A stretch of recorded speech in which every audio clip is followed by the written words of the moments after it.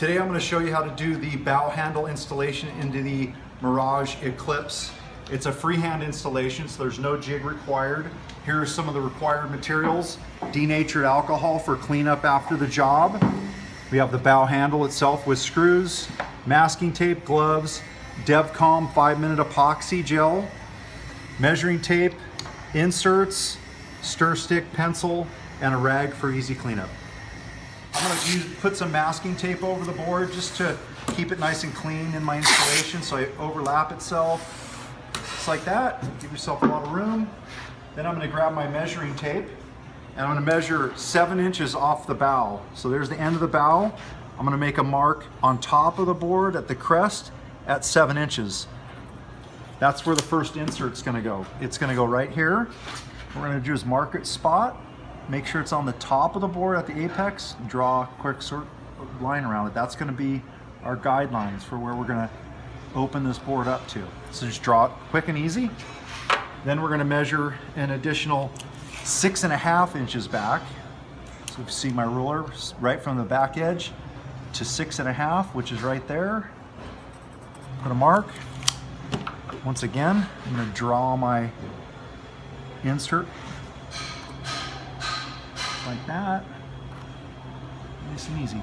Now is we're going to open up the cavities the size of the insert. So just kind of a trick that I did, just a rule of thumb, is I put the Dremel, the depth of the Dremel, the tip of the Dremel to the depth of the insert. So it just gives me a guide on how deep I need to go. So it's not going to stop it from going too deep, but it's just going to give me a visual on where to stop.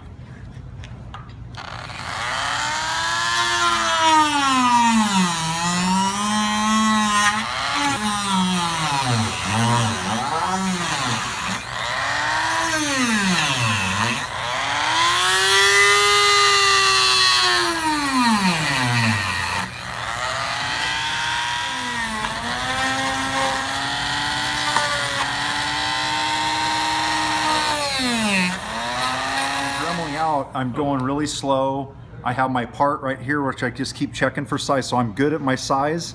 Now I'm going to just go for my depth. And when I'm going for the depth, I want to make sure that I stay within the column and I don't go real wide outside. And the reason we don't want to have a big cavity beyond this is the epoxy can get hot and exotherm if we leave too much space for it to do that. So we want the fit fairly tight once we're done. So now I'm going for the depth. And I'm kind of looking at my Dremel, the top of it, and I know I'm going to go about to where it stops. Right about there is about my depth. So I'm going to stop, blow it out, and check for depth.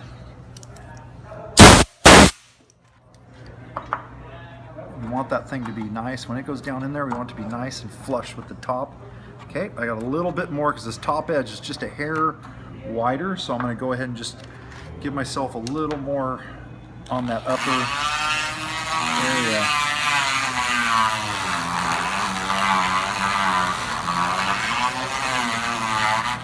Let's check it. Almost.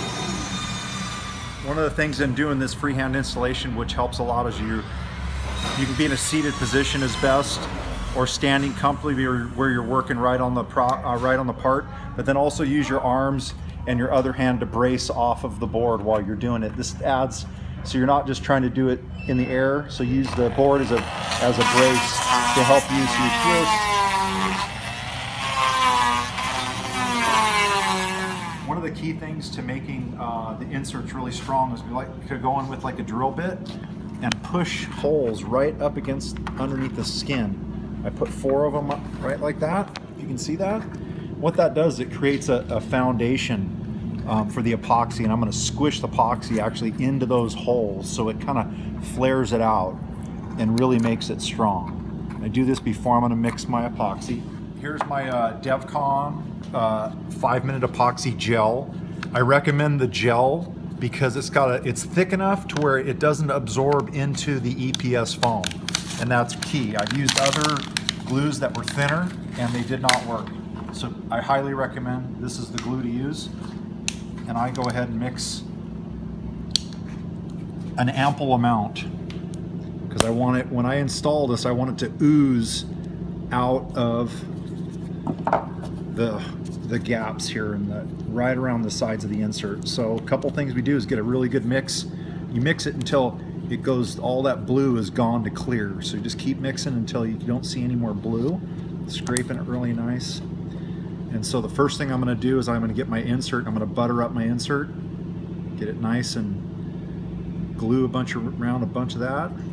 And then I grab my glue, get real close to my hole, and I push it way down inside. So I'm pushing it. See how I'm pushing it into all those cracks that I made. Going like that and pushing it in up in there.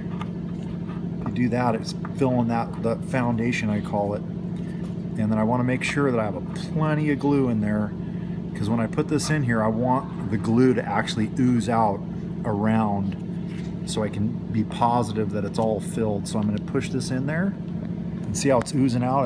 That's what I want to see, is that big ooze. And we can take that and put it back onto our thing, clean it up a little bit. And we're going to sit here and watch this thing until 5 minutes, until it's all gone off.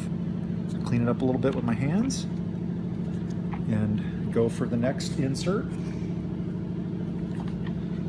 Butter it up. Make sure you get all in these little cracks on that thing, so that's making it holding power. I'm going to move up over here, start putting it back in the cavity, pushing it into those holes.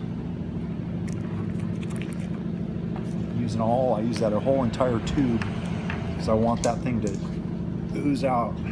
So I make sure all of it's nice and cracked. And don't worry, I'm getting a little bit of glue on the board, but before I'm done, I'm going to clean it all up. I have 5 minutes to work with it, so we're still in good shape here, working time. Pushing it into those holes. Now I'm going to push it in. I want to see it ooze again. There it goes, the big ooze. Clean it up.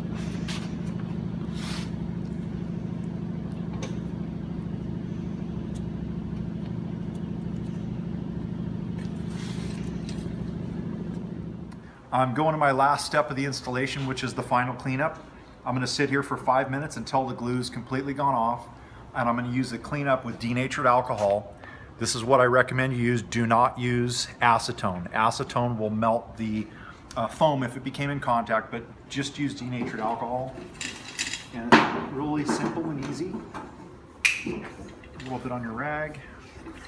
Just do a nice little cleanup around there. Just taking up all epoxy. So you're not going to see any of this. A couple of nice wipes on it.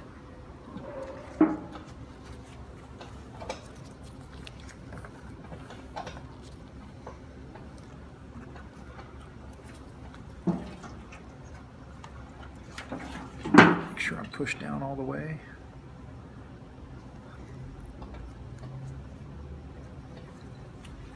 Looks good. See, I'm looking at all these gaps and making sure they're all filled with epoxy. Nice last little cleanup, and then just wait till it's all done. Cured, and I'm gonna sit there and put my handle in place here, and just get the good start on the. Whoops, wrong way. Get a good start on each side. Pretty easy. Done.